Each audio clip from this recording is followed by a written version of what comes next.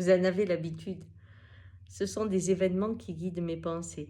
Et ça a été la mort de Belmondo. C'est pas mon acteur préféré, mais enfin, elle a fait tellement de bruit qu'on ne pouvait pas l'éviter.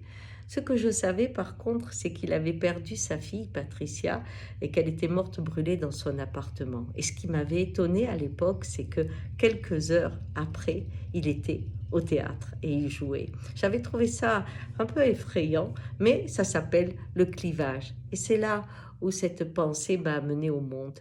En effet, nous faisons comme Belmondo. Le monde clive aujourd'hui. On sait qu'on va dans le mur, on connaît, on a des images, on a des rapports, on a tout de ce qui se passe, mais que la fête continue, que le théâtre continue, que notre façon de voir le monde continue. On clive pour ne pas voir qu'un monde s'est effondré, pour ne pas voir la douleur et la peur d'un monde qui n'existe plus et qui est en train de mourir. Eh bien, ce qui existe, ce qui a existé pour Belmondo, ce qui existe pour Niveau du Monde, existe aussi pour vous. Combien de fois on sait que son couple va vers la chute et pourtant on continue. Combien de fois on sait qu'on boit et qu'on va tout perdre et pourtant on continue. Dans les affaires, combien de fois on sait qu'il faudrait s'arrêter et on continue.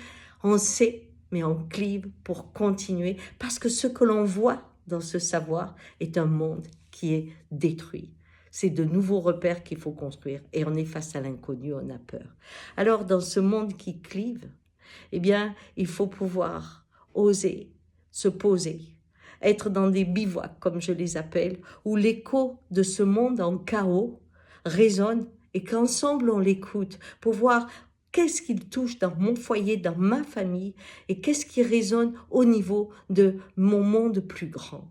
Parce que quand nous aurons traversé nos peurs, quand le chaos aura secoué notre âme, eh bien naîtra la suite, la vision de la mutation, ensemble. En tout cas, c'est ce que je vais créer cette année.